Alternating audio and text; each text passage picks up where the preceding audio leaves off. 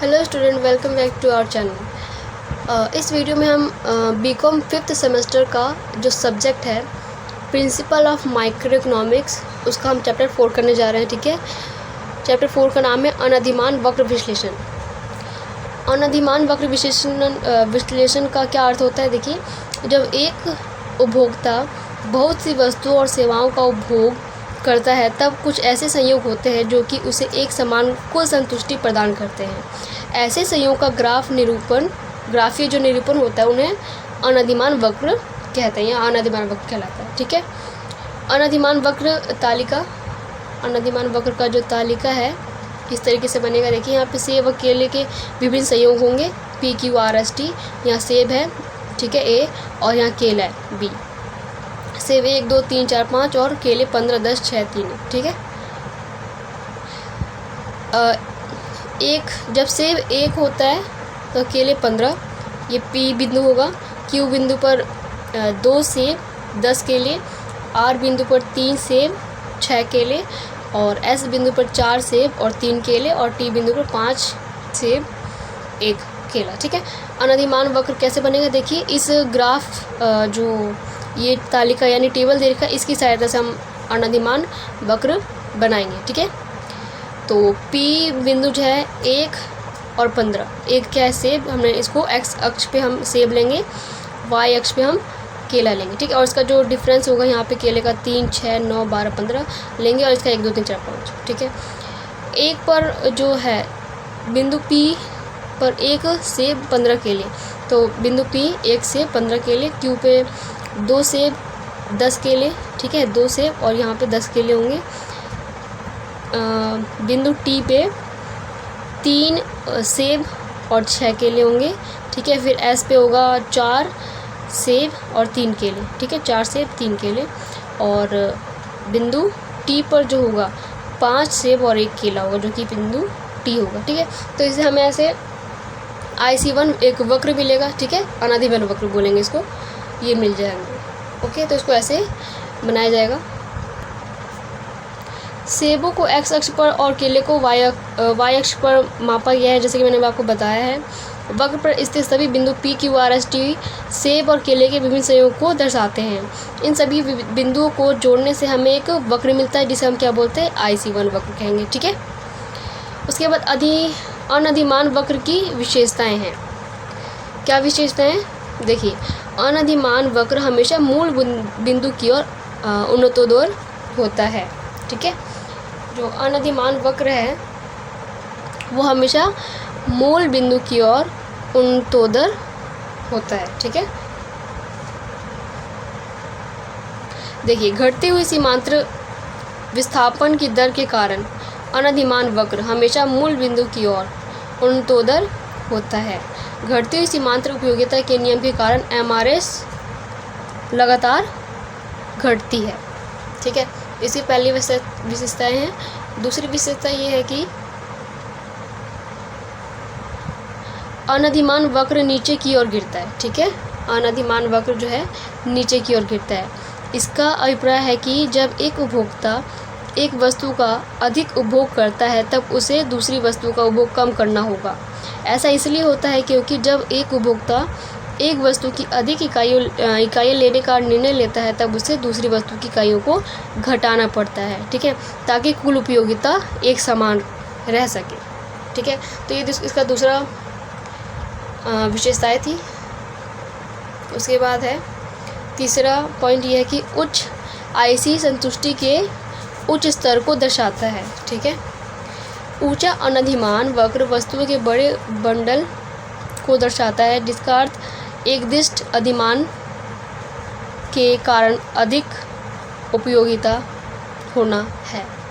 ठीक है, फिर चौथा पॉइंट देखिए, अनधिमान वक्र कभी भी एक दूसरे को नहीं काट सकते हैं। ठीक है, जो ये अनधिमान वक्र होता है वो कभी भी एक दूसरे को, ये ऐसे कुछ बनेगा। ठीक है, अनधिमान वक्र, और ये जो है एक दूसरे को कभी भी नहीं काट सकता इस पॉइंट पे। ठीक है, देखिए, ये है जो ये हमारा कर्व बना था ये, और एक कर्व बनेगा ऐसे। ठीक है, तो ये जो बिंदु आएगी ना, इस बिंदु पे वो कभी भी नहीं काटता। अनधिमान वक्र कभी भी एक दूसरे को नहीं काटते, ठीक है, नहीं काट सकते। दो अनधिमान वक्र संतुष्टि के समान स्तर को नहीं दर्शाता है, अतः वे एक दूसरे को नहीं काट सकते, ठीक है, एक दूसरे को कभी नहीं काट सकते। अनधिमान वक्र की मान्यताएं, ठीक है, कुछ मान्यताएं हैं अनधिमान वक्र की, वो देख लेते हैं।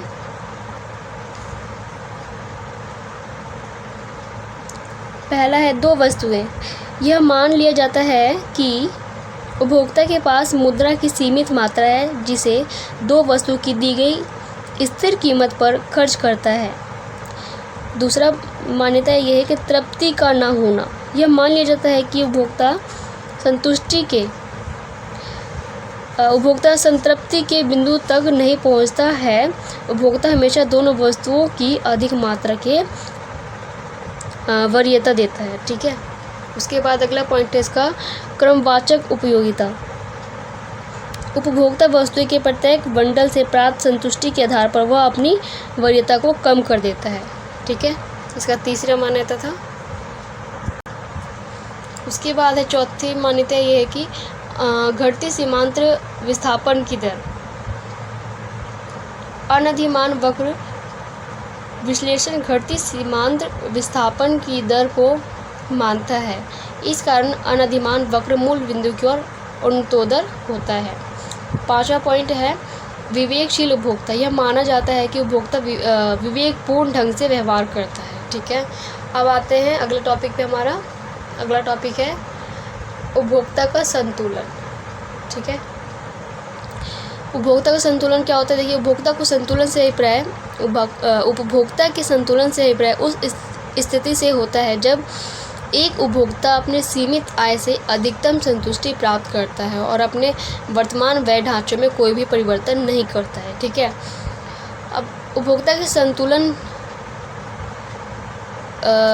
की दो विभिन्न स्थितियां होती हैं, ठीक है। पहला ये होता है कि उपभोक्ता अपनी संपूर्ण आय को एक ही वस्तु पर व्यय करता है, और दूसरा ये होता है उपभोक्ता अपनी संपूर्ण आय को दो वस्तुओं पर व्यय करता है, ठीक है। जब एक वस्तु के संदर्भ में उपभोक्ता का संतुलन, ठीक है, मतलब उपभोक्ता अपनी संपूर्ण आय को एक ही वस्तु पर व्यय करता है, तब मतलब उसे बोलेंगे एक वस्तु के संदर्भ में उपभोक्ता का संतुलन कैसे होगा। देखिए, एक वस्तु खरीदने वाला उपभोक्ता उस समय संतुलन की अवस्था में होगा जब वह उस वस्तु की इतनी मात्रा खरीदता है कि उसे अधिकतम संतुष्टि प्राप्त हो, ठीक है। एक विवेकशील उपभोक्ता होने के कारण वह उस समय संतुलन में होगा जब सीमांत उपयोगिता वस्तु के लिए चुकाई गई कीमत के बराबर होगा, ठीक है। देखिए, संतुलन की कुछ शर्तें हैं। एक वस्तु मात्रा x के उपभोग के संदर्भ में उपभोक्ता उस समय संतुलन में होगा जब सीमांत उपयोगिता MUX वस्तु के लिए चुकाई गई कीमत PX के बराबर होगा, ठीक है। देखिए, अब MUX PX से अगर अधिक है तो उपभोक्ता संतुलन में नहीं होगा, ठीक है, क्योंकि लाभ लागत से अधिक है। तब वह उस वस्तु को तब तक उपभोग करेगा, खरीदेगा जब तक कि वो MUX PX के बराबर ना हो जाए, ठीक है। दूसरा पॉइंट ये है कि MUX जब PX से छोटा है, ठीक है, तब उपभोक्ता संतुलन में नहीं होगा। X वस्तु के उपभोग में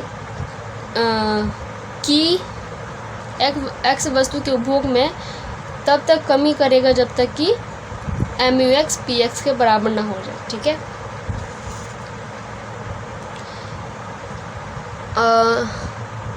देखिए, यहाँ पे x की इकाइयाँ हैं 1 2 3 4 5 6, और यहाँ पे क्या है कीमत जो है स्थिर है 10 सभी में, और सीमांत उपयोगिता 20 16 10 4 0 घटा 6, ठीक है।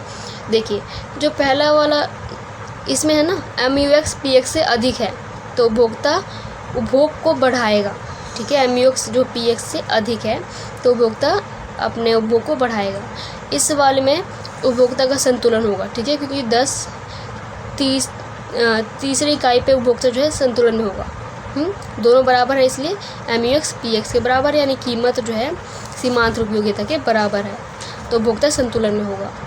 और तीसरा जो है, ये तीनों MUX PX से कम है, ठीक है। MUX/PX से कम है। देखिए 10 है, यहाँ पे 4 जीरो और घटा 6 है, तब उपभोक्ता उपभोग को कम करे। ठीक है ना। देखिए उपभोक्ता ई बिंदु पर संतुलन में होगा जब वह X वस्तु की 3 इकाइयों का उपभोग करता है, क्योंकि ई बिंदु पर MUX/PX के बराबर है।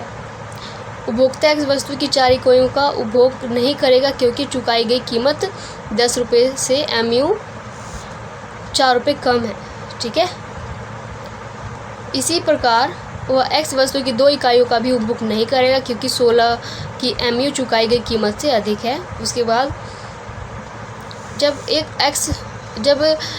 एक वस्तु के उपभोग की स्थिति में उपभोक्ता उस समय संतुलन में होगा जब एक वस्तु के उपभोग की स्थिति में उपभोक्ता उस समय संतुलन में होगा जब वस्तु से प्राप्त होने वाली सीमांत उपयोगिता यानी MUX वस्तु से चुकाई गई कीमत के बराबर हो, यानी MUX/PX के बराबर हो। ठीक है। देखिए एक वस्तु की स्थिति में उपभोक्ता का संतुलन कैसे होगा।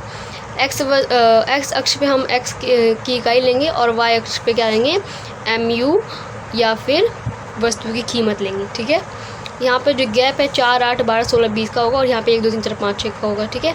यहाँ पे घटा वाले नंबर भी आएंगे 4, घटा 4, घटा 6। ठीक है। और जो मैंने आपको तालिका दिखाई थी उस तालिका की सहायता से ये बनेगा और इस बिंदु पर उपभोक्ता जो है संतुलन में होगा।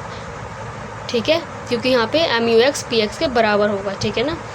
और जो 0 MU है वहाँ पे क्या होगा, संतुष्टि का बिंदु होगा, या संतुष्टि का बिंदु होगा जब MUX 0 होगा। ठीक है। तो ये होगा वक्र, एक वस्तु की स्थिति में उपभोक्ता का संतुलन का वक्र जो है ऐसे बनेगा। ठीक है। देखिए अब 2 वस्तु के संदर्भ में उपभोक्ता का संतुलन। ठीक है। इसको अन्य नाम से भी जाना जाता है समसीमांतर उपयोगिता नियम, प्रतिस्थापन का नियम और अधिकृतम संतुष्टि का नियम, गोसेन का द्वितीय नियम। ठीक है। ये अन्य नाम से भी जाना जाता है 2 वस्तु के संदर्भ में उपभोक्ता का संतुलन को। अच्छा, क्या होता है ये समसीमांतर उपयोगिता के नियम के अनुसार एक उपभोक्ता अधिकतम संतुष्टि तब प्राप्त करता है जब 2 वस्तुओं के सीमांत उपयोगिताओं का अनुपात उनकी कीमत के अनुपात के बराबर होता है और उपभोग बढ़ाने पर सीमांत उपयोगिता गिरती है। ठीक है।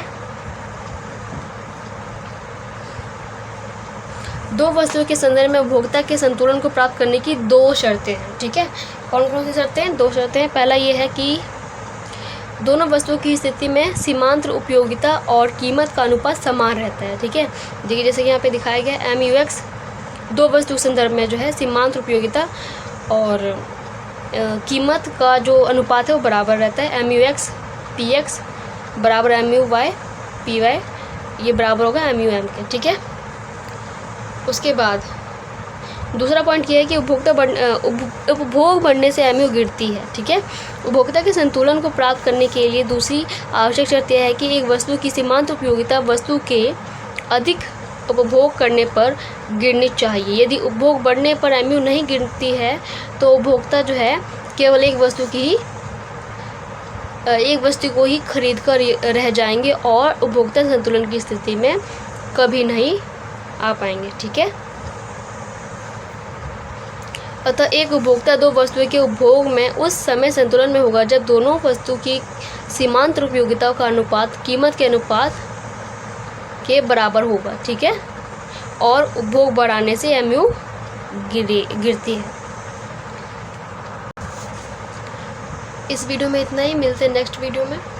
और ये चैप्टर जो है फिनिश होता है। ठीक है, चैप्टर 4। अब हम नेक्स्ट वीडियो